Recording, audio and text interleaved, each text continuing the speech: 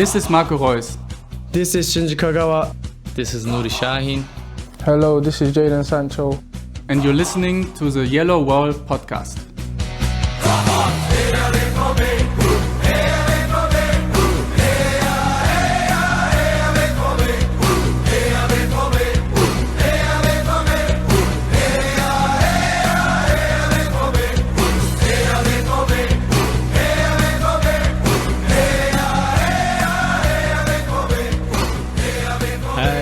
Welcome to episode 443 of the Yellowwallpod. I'm your host, Stefan Wolzko, and today we will talk about Borussia Dortmund making it 10 out of 10 in 2023 in a 2-1 win on Friday night against Leipzig.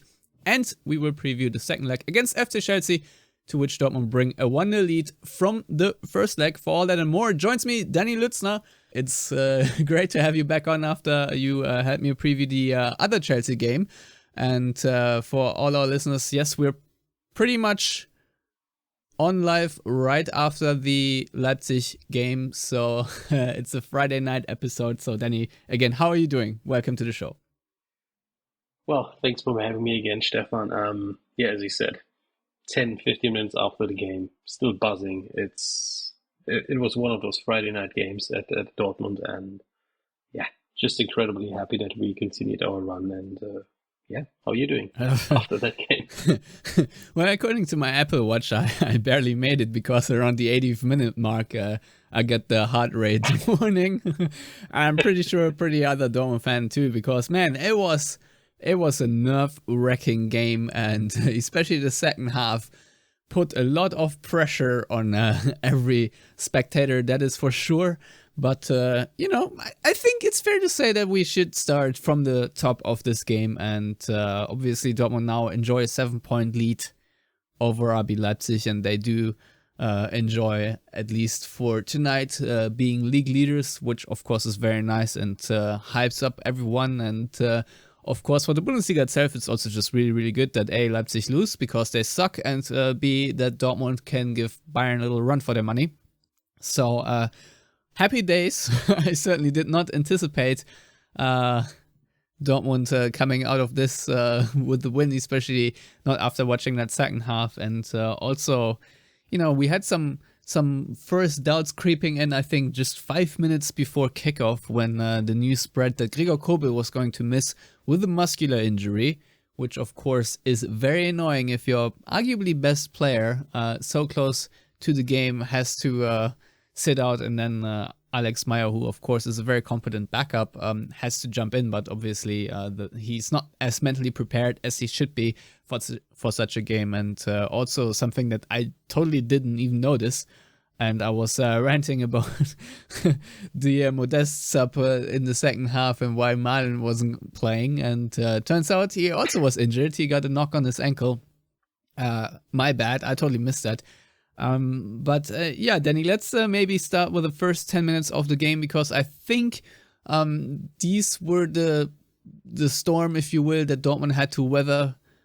Christopher Nkunku had two really good chances to make it 2-0 basically, and Dortmund really struggled to build possession from the back, and Leipzig first some very early turnovers high up the field. Sorry, I'm still a little out of breath.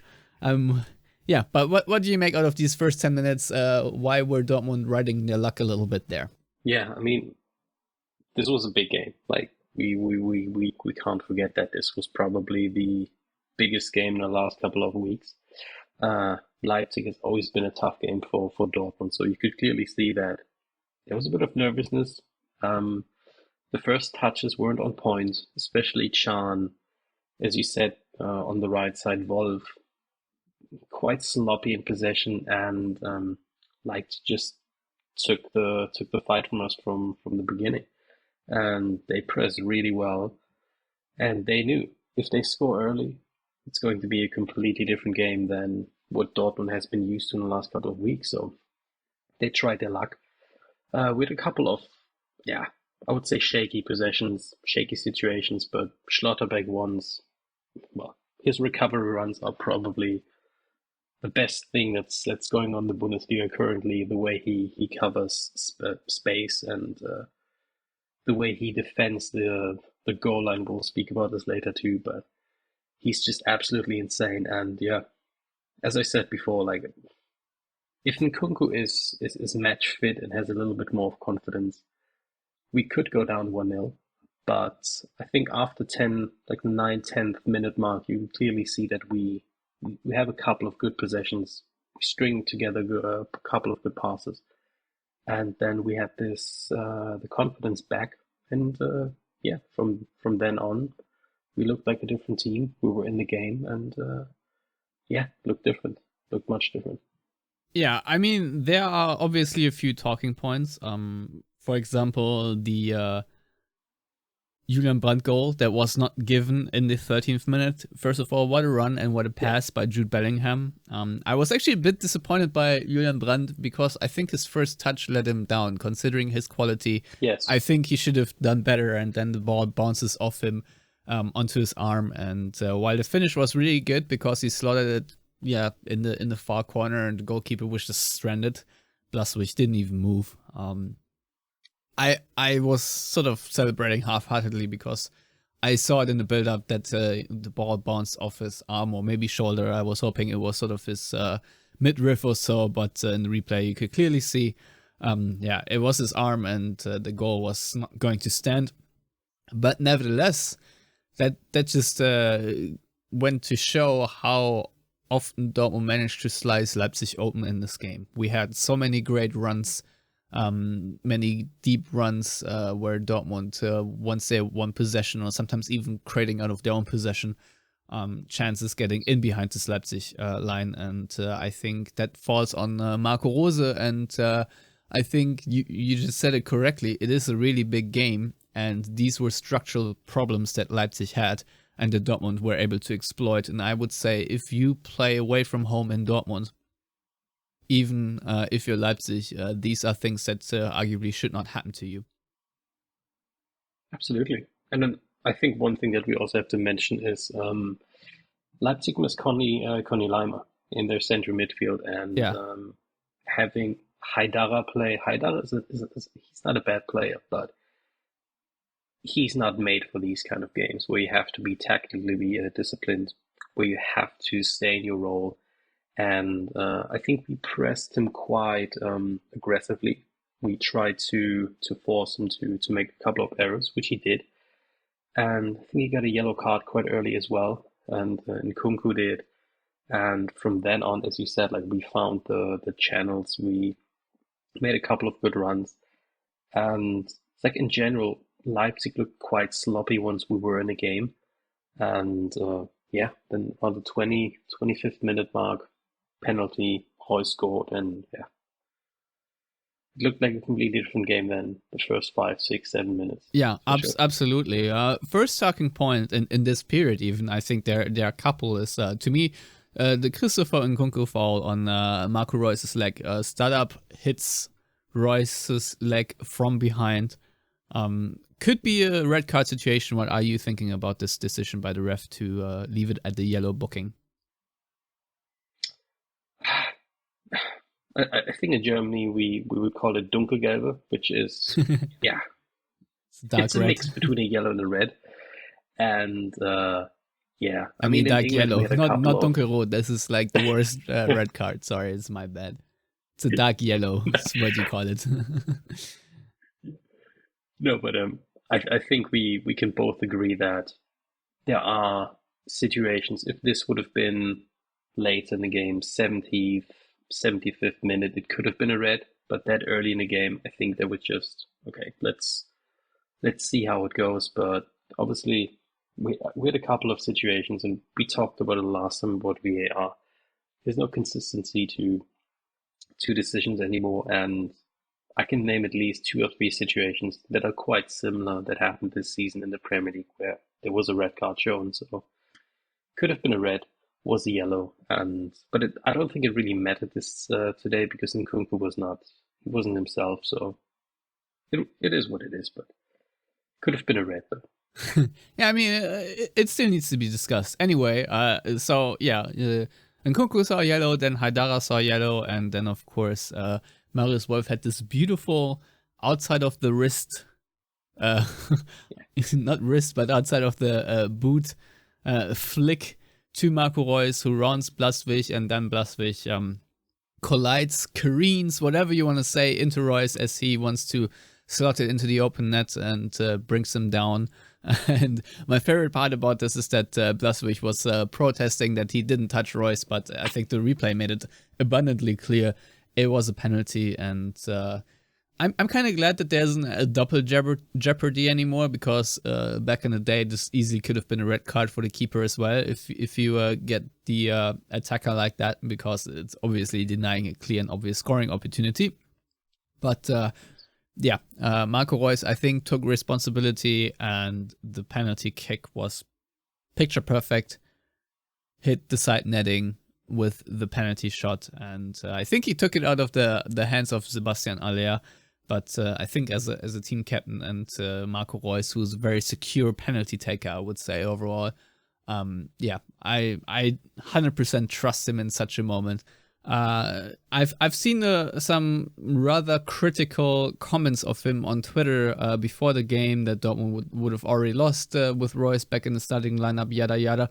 But I personally think he is a very important player for this team, and I think today it showed once again. What's your opinion on his overall performance, since he is the de facto captain and someone that absolutely needs to step up in a match like this? I mean, he's a big game player. He has been there. He has done it. He has proven his worth to the club. Not just the club, also the national team. He's incredibly important as a person, as a leading figure on the pitch. And I mean, I read the same comments as you did before the game, and I mean, people were basically complaining that we don't have pace on our wings, which is absolutely ludicrous. If you still think that Julian Brandt doesn't have any pace, then I don't know what you've been watching over the last couple of years. Well, I mean, if you compare it to Adeyemi, yes, he doesn't have any pace. That's correct. Yeah, of course. But who has pace compared to Adeyemi? Yeah. This might be like 3 or 4 players in the world, but yeah, you don't need that much pace in our current system to be successful, to be important. So, and also, who would be the replacement for Reus in the starting lineup? Bynoe-Gittens. I think we've both seen that those kind of games, he's not the perfect player to start with, but 60th, 70th minute, he's a good super sub to bring on. But I mean, in those kind of games, if you still believe in Reus, he has to play in those games. And if you don't believe in him playing in these games anymore, then maybe it's not. Maybe you shouldn't extend his contract. But he's still proving his worth. So I hope that we keep him on for at least another year. So yeah. I think. How do you think about that? Yeah, I totally agree, and I think chances are he will extend. You know, unless, of course, Dortmund win a championship and he says, all right, I've won it and I'm done now. That, of course, can happen. That's the scenario that I see. But yeah, I know. I think that Dortmund and Marco Reus will find a solution. And he is still good enough to be playing here. So I'm personally just really glad how it went. But yeah, you obviously wanted to talk about the axis called Nico Schlotterbeck, Niklas Süle, and Emre Can. Emre Can, of course, also scored the second goal for Dortmund. But I think more importantly, you wanted to talk about it from a tactical/structural aspect, right? Yeah, definitely. I mean, since these three have been playing together, and I don't see Can working the way he works currently on our system if Süle or Schlotterbeck would be replaced by Hummels. I think those three together have to play. And I mean, Can is looking like a completely different person right now. He has confidence. There were a couple of situations, especially in the first half, where he just used his physicality to win challenges and duels. And that's not something that we've seen in Dortmund over a long period of time. Probably your last player that kind of interpreted his position like Can is doing right now would have been maybe money Bender, but Can is a much better footballer than Bender was. And those three together, I mean, they allow Ryerson and Wolf to push up, to go forward, especially Wolf. He does not look like a player that used to play for 1860 München or for Hannover. He looks like a really decent right back.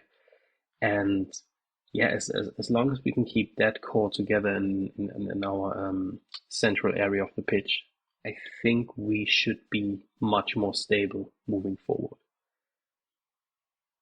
Yeah, I think Dortmund fans, even though it was agonizing, you've seen the stability today. I mean, if you really think about it, obviously Dortmund did make it 2-0, and we should probably talk about it. All right, my Apple Watch is just interrupting me, thinking I'm talking to it. Dortmund did make it 2-0, of course.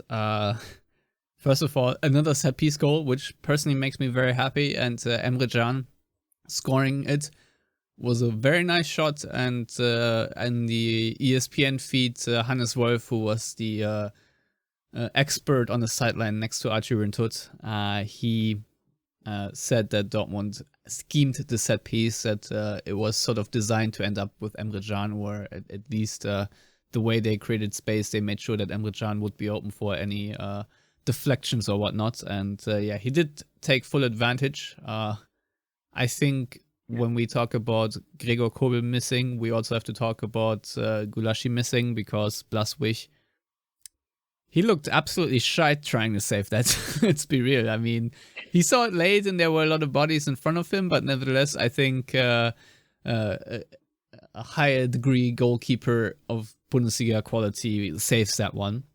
But nevertheless, it's just such a difficult shot to prepare for as a goalkeeper, especially from that position. I mean, I totally agree with you that Gulaschi is a completely different kind of quality as goalkeeper, but yeah, it's just one of those situations where you can't really look great as a goalkeeper, can you? That's true, but nevertheless, Dortmund did take advantage of another set piece, and that's a very important streak, because it does win games, and also it does win games against high quality teams like Leipzig. But yeah, I mean, what is very interesting is, by the let's say 30-minute mark or so, Dortmund had about 62% possession, and that already dwindled down by the halftime whistle, where I think it was 60% Leipzig from then on out, or 66% even. That just goes to show how the game shifted once Dortmund went up 1-0, and I want to say that when Dortmund made it 2-0, Leipzig were already pushing quite a lot, and it was a little bit against the run of play, even, if you will, and what I would have definitely I would absolutely agree with you. Sorry there, Stefan. I think it was quite an open game after the 1-0, and we had a couple of situations defensively where we were sitting a bit too deep, as we did in the second half. But as you said before, like the goal from Can just came at the right time, and yeah, we somehow found us 2 up at our halftime, which is, against a team like Leipzig, is just amazing. Yeah, and it nearly could have been 3-0, because I was not betting against Marco Reus to take the second free kick after that handball by, I don't know who it was, might have been Silva or so. Yes. Who, he was very lucky this wasn't in the penalty area, because this would have been a slam dunk penalty as well. But it was saved in the end by the wall. Marco Reus very upset with himself. And on we move to the second half, where there weren't any substitutions at the break from either team. But right from the start, it felt like that it was going to be a one-way street, Leipzig attacking and Dortmund defending. And it also just didn't feel like Dortmund had the gas up front, especially Sebastian Aller. Didn't really have the legs anymore very shortly after the beginning of the second half to, add some pace to the counterattack, and Dortmund were sitting deeper and deeper. But that being said, I was actually quite impressed with the amount of shots Dortmund allowed, in the sense, I was looking at my watch or so, and after 20 minutes of the second half, I only recall one Leipzig chance. And of course, Dortmund nearly could have made it 3-0 with that beautiful Marco Reus shot. Apart from that, though, Dortmund didn't really offer much, and that was, I think, very frustrating. While it was nice to see that Leipzig were shut down to a great extent, I've seen Dortmund bungle these kind of games so often. So I don't know, maybe you can make a little sense of it, talk me through this here, through the second half, because I personally feel that Dortmund were a little bit too passive and should have made more out of their counterattacks. But we also must not forget that Adeyemi, Moukoko and Malen were all out, and when it comes to having pace up front for substitutes, which would have been very valuable, especially at that scoreline, Dortmund probably would have gotten more PS more horsepower on the road, and would have probably scored a counter-attacking goal here, but it was not to be this time. So it was very tricky. So what, in your mind, did Dortmund do well to cope with the situation, and what can be improved going forward? I mean, I would absolutely agree with you that we come out too passive. It looked like we kind of a bit too confident in our defending prowess or capability that we showed in the last couple of games or even weeks. Just a couple of yards too deep, our defensive line. We still were quite physical, so we accepted the challenge that Leipzig brought to us. And it wasn't like didn't last, I would say maybe the first 15, 20 minutes, it still looked like an open game somehow, because Leipzig wasn't, as you said, they didn't come to too many chances. But we were disciplined. Which is, as you said before, we had so many games in the past where we come out of the halftime, you get an early goal, 2-1, and then you start to think. Then everything is a bit harder. Your passes aren't as accurate, but we stayed disciplined, and I think up to the chance of Reus where Blasby, just as I said before, like how he saved that one. It was one of the better saves this season. It could have been 3-0. At this point, the game could have and maybe should have been over. But yeah, Leipzig made a couple of changes. They pushed even higher up the pitch. And especially when Raum came on, it's on our right side, because Wolf looked quite tired, because he also didn't get enough help from Brandt, who also looked quite tired in the second half. It was about to happen that Leipzig pushes a little bit forward and creates more chances, because up front they still have just an insane amount of quality with Szoboszlai, who's always a threat. He's very hard to defend. Reis and Billy did his best with him, because you can't let him take any chances from outside of the box or even free kicks. You can't create any free kick situations around the box. And I think we did well until like the 60th minute mark, I would say. Yeah, absolutely agree. And let's talk about Riasson for a minute, because obviously it is always a decision to sit Rafael Guerreiro on the bench. But yes. In the 26th minute or so, there was a situation where Leipzig could have countered Dortmund, but if you recall, it was a situation where Niklas Süle slipped, and in the end it wasn't anything really, but that was also just because Riasson was the last man and was cleaning up, because he was defensive-minded and very much alert to the danger, and just cleared it to Meyer. And it wasn't really a chance, but that was the first time I thought to myself, I have a feeling if Rafael Guerreiro is on the pitch, then this is a goal for Leipzig, because he's probably not right there to be pacey enough to just beat, I don't know who it was, might have been Silva, might have been Nkunku, to the ball there. But overall, I thought he had a really great game. Obviously, he does not have the same footballing quality as Rafael Guerreiro. I think everybody knows that. And there are a couple of losses of possession that you then take for granted almost.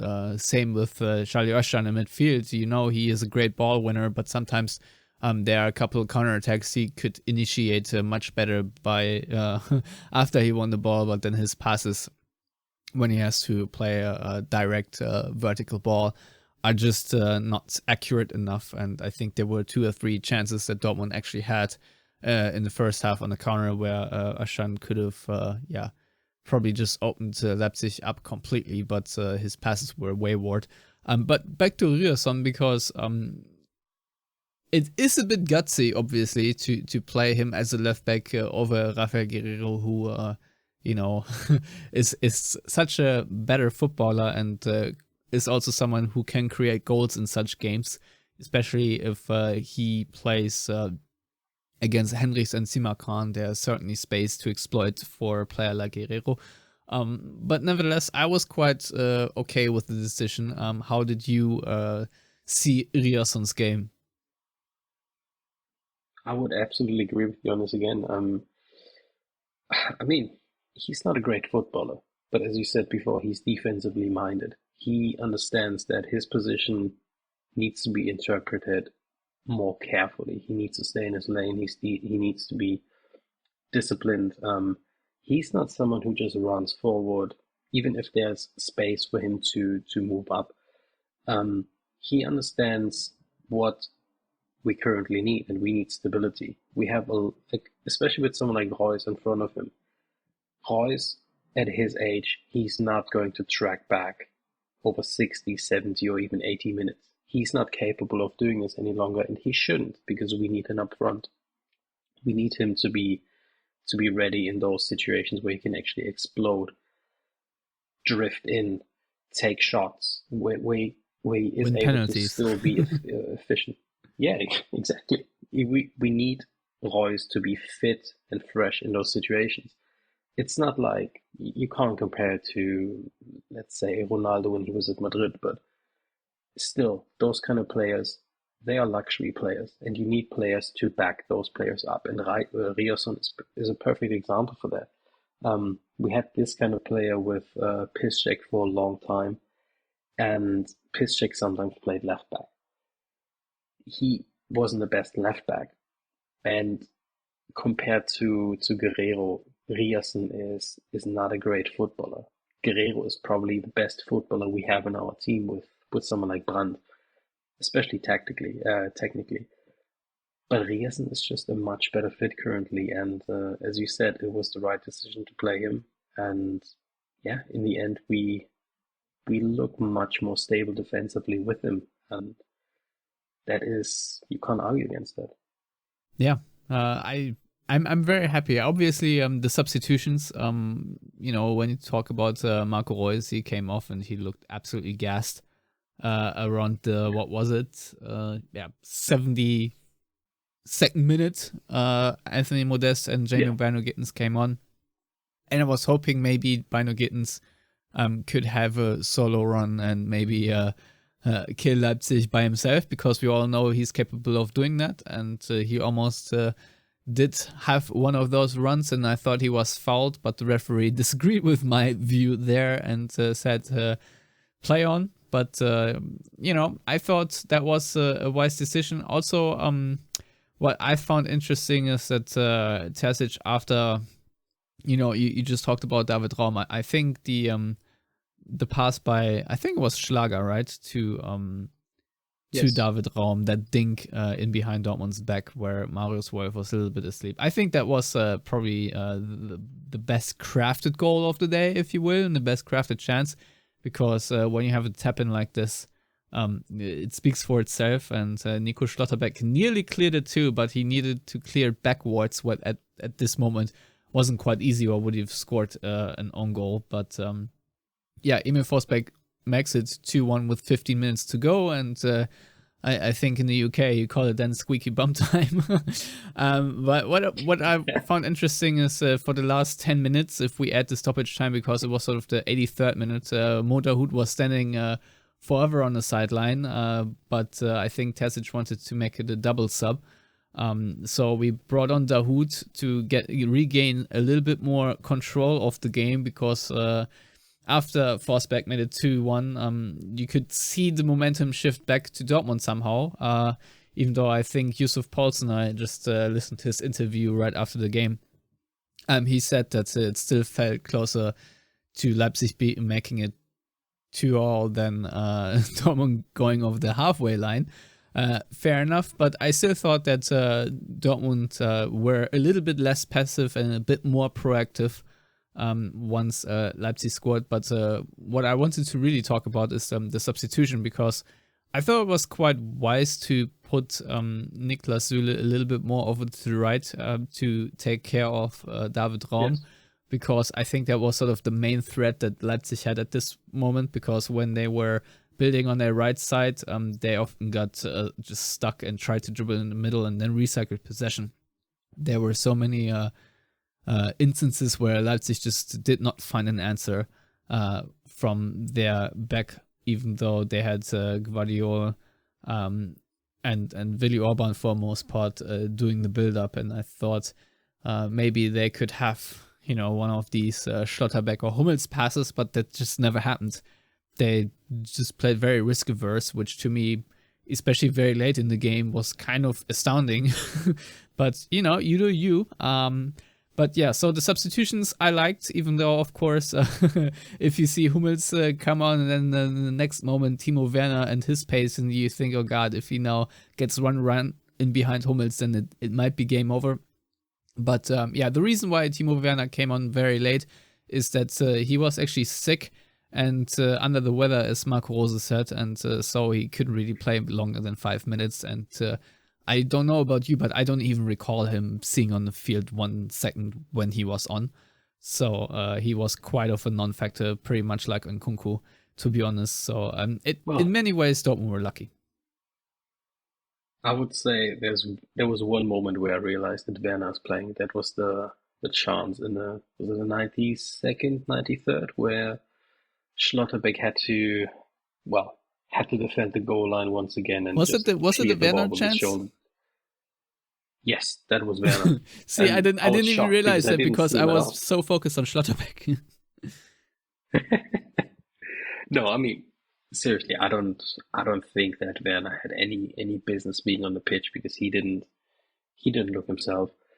And no, it was exactly as you said before. Like when Raum came on, the dynamics shifted a little bit, because Raum he was on our list this summer. We potentially wanted to buy him. But didn't you say pre-pod that you were lucky that Dortmund didn't sign him? Yes, I was about to say I'm actually very happy that we didn't, because this decision would have been another Nico Schulz, where you don't use a left back or left wing back up to his capacity, because he's not a left back.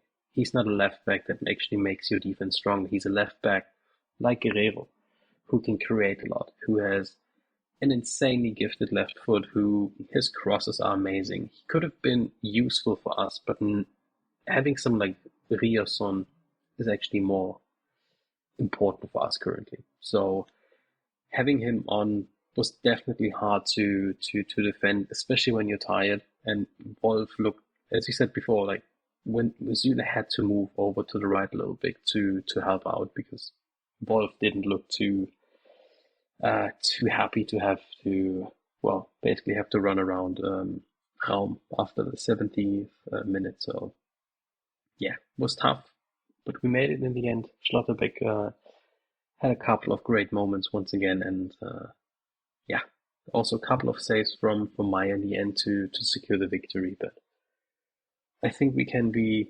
incredibly happy that we are at the point now in the season where, I mean, who would have thought last September, that we would sit here in early March, and that we would have won the first 10 games from the end of January to early March. It's absolutely insane. It is absolutely insane. It is really insane. And I don't even know what to make of this. We're at the top of the table now, and we can now all sit back and enjoy everyone else taking points off each other. But most importantly, we took points off RB Leipzig. I mean, considering how strong the Bundesliga this is, we can all talk about the title race. But even securing a Champions League spot is not entirely in the bag, because there are teams like Freiburg, like Frankfurt, like, of course, Leipzig and Union Berlin, and, of course, Bayern, who are very strong this season and can all easily dethrone you. So I wouldn't even say it's all in the bag for Dortmund now. But, yeah, as previously said, having a 7-point lead now is a massive, massive result. And I'm just also very happy from the standpoint of hate, because I do hate Leipzig quite a lot. And losing against them, especially the first game that Marco Rose was appointed, and then the fashion Dortmund lost, was very, very hurtful. It was just a painful watch, because Dortmund were quite without a chance in that 3-0 thrashing, if you will. So even though, Dortmund right now do not play like a complete championship winning caliber team, I think this much that you can admit that if you look at the second half, teams that win the league usually play a bit more dominant, but nevertheless there have been other examples as well. But if you compare this Dortmund team to the title winning teams under Jürgen Klopp, in retrospect, that Dortmund side was just clearly the best team in the Bundesliga at that moment. And right now it's a little bit different. I wouldn't say that Dortmund are out and out the best team in the league, but they have managed to form a spirit and some discipline, some grit, and of course they do have a lot of quality as well. We shouldn't discount that totally. I'm just saying they're not the absolute best team by themselves in the Bundesliga, but for now it is enough for them to make it really interesting. And having won 8 games in a row in the Bundesliga is no small feat. And yes, we can all talk about some games being lucky for them and some performances not being great. But you know what? Within an 8-game stretch, that is totally normal. Even Bayern Munich, when they win 10 games in a row, which, has happened quite often, there were some lucky wins and some ground out 1-0 wins here and there. So I'm not knocking this at all. This is probably one of the most impressive streaks I've ever seen with Dortmund. I don't know if it's a club record. I'm sure someone will tell me soon, since this is still very soon after the game. I haven't really had the time to read all the stats on this, but my God, just enjoy the ride right now is my message, because it is just massive. And of course, next up we do play now in the Champions League, and then the Revier Derby, and then against Cologne, which is also a very tough match, and then Bayern after the international break. So Edin Terzic has said at the news conference before the Leipzig game that this was going to be the most important week of the season so far, and we obviously have now the first win under our belt. But now Dortmund have to travel to Stamford Bridge on Tuesday night, and that of course is going to be a very interesting game from many points of view, because Dortmund arrived there with a 1-0 advantage, but 90 minutes can be very long. And if you look at the first leg, I think Dortmund were also quite lucky to come away with those 3 points, if we're honest. So, Danny, what can we expect? I mean, I think a couple of weeks back when we discussed the first leg, Chelsea against Dortmund, I think I've described Chelsea as the biggest question mark in the Premier League right now, even with all the struggles Liverpool are going through. I still have no idea what this Chelsea team is. They spend a ton of money. We've seen in the first leg that there is a massive amount of quality. Offensively, they've bought some gifted players that can really, really hurt you in one-to-one situations, but they don't have a striker. and they have not scored a goal, I think, in the last 2 or 3 games. And I think they've scored once in the last 4 or 5 games. I would be shocked if Chelsea scores a goal against Dortmund on Tuesday night. That has nothing to do with the quality of the team, but only with the men up front, because who's going to start for them again? It's going to be Havertz, it's going to be Joao Felix, both very similar players, and we've seen how good and how incredibly gifted Joao Felix especially is, but he's not a goal scorer. And Dortmund will be, I hope Dortmund won't park the bus from the beginning, because you have to play Chelsea. You have to take the fight to them. And we have one big advantage on Tuesday night, because Thiago Silva got injured against, I think it was a week ago. Was it Tottenham? And he will be out again. Yes. Oh, what a game, yeah. He got injured against Tottenham, and yeah, he's going to be out, which means Chelsea will not only be without Thiago Silva, but because they missed to register Bynoe-Gittens, that means that they will start with most likely Koulibaly and Wesley Fofana. And Wesley Fofana has been out since, I would say, September-ish, and he only came back recently from his knee injury. And he's a young centre back. He has never played on that level before. He's probably the most talented young French centre back with William Saliba. But that is definitely an area where we can hurt them again. And it wouldn't shock me if we start with, well, we have to wait and see if Marlon is fit. But it wouldn't shock me if we would actually start with Marlon against Chelsea up front, because we need pace against those guys. But apart from that, Chelsea is exactly the same team we faced 2 or 3 weeks ago.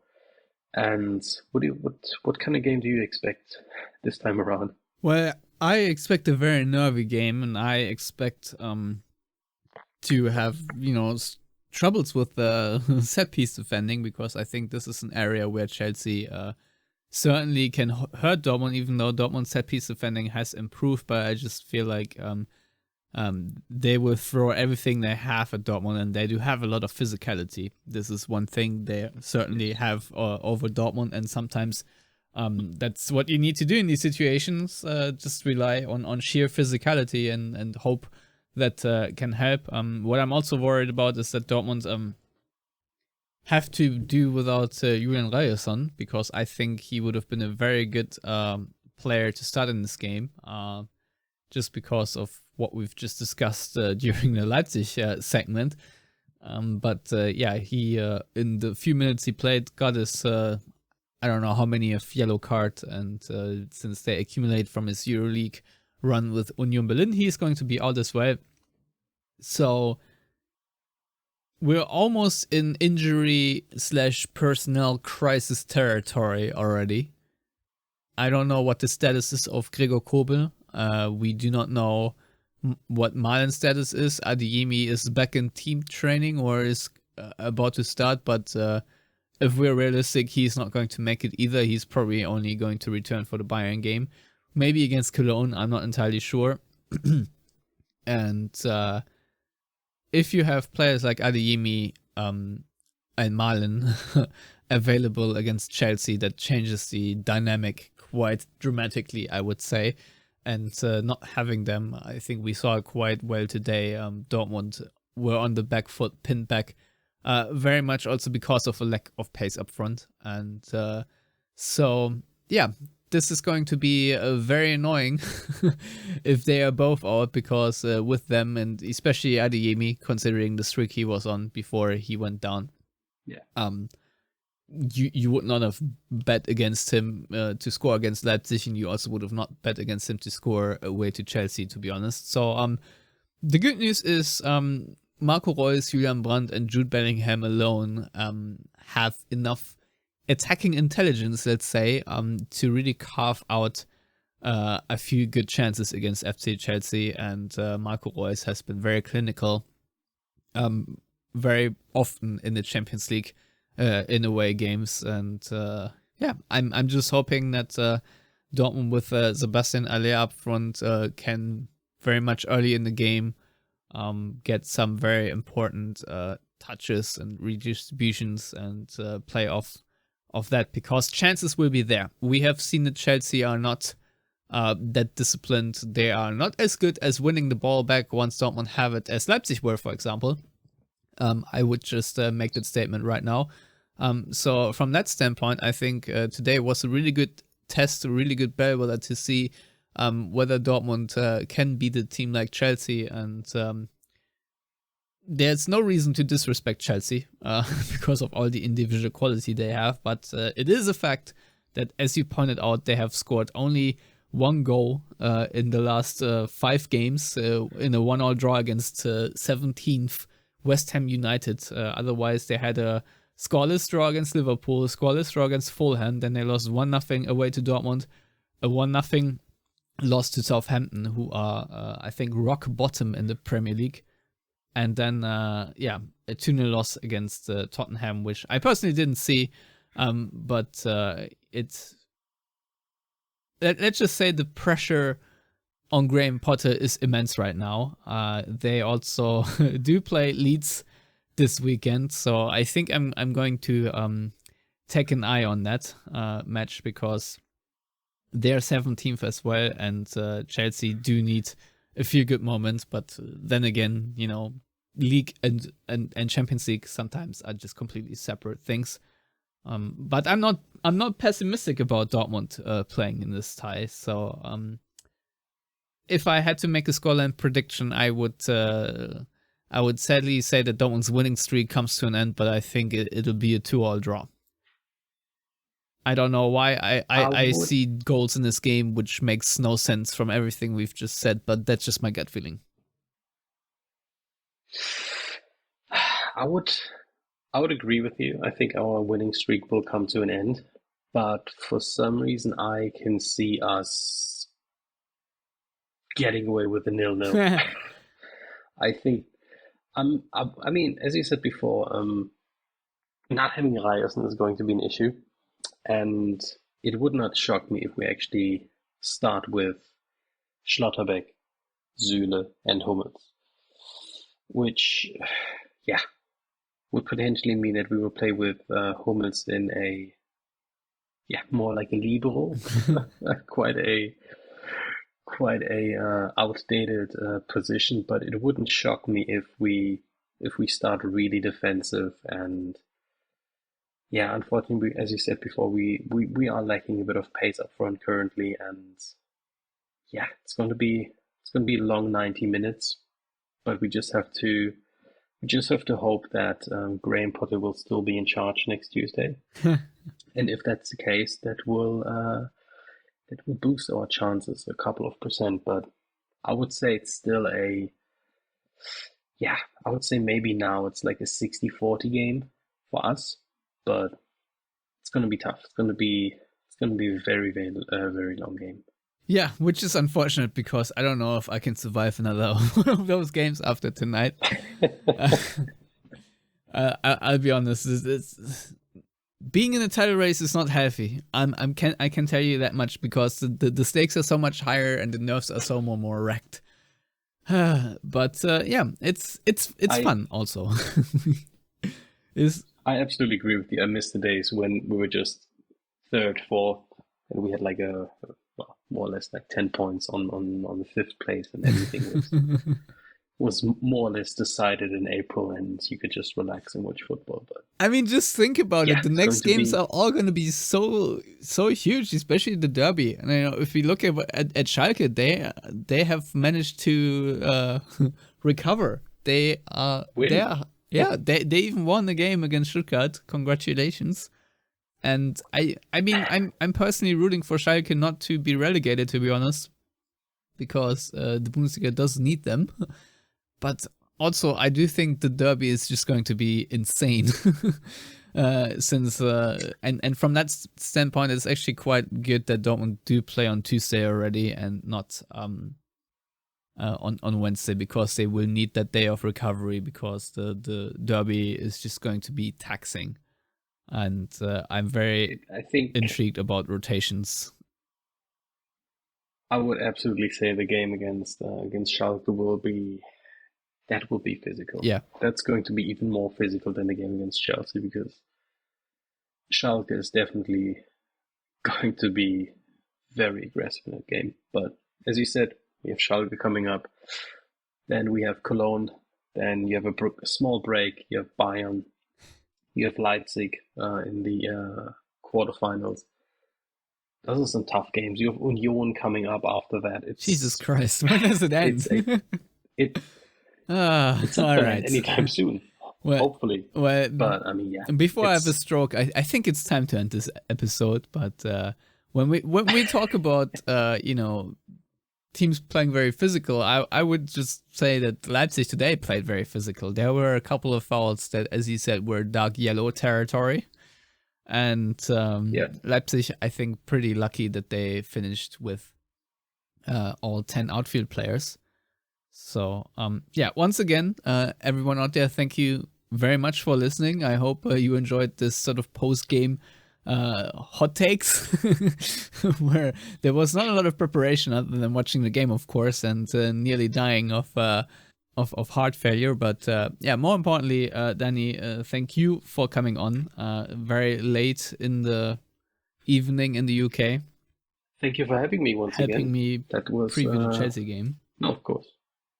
It's always a pleasure to hop on here, and especially when we're winning. I was just gonna say, because we knew beforehand that we were gonna make this record this podcast tonight, so you're just like, oh god, it could have ended up completely different. Yeah. Yes, I know. Especially after the 2-1, I was like, oh god, I don't want to talk about this game if we still if we bottle it. But yeah.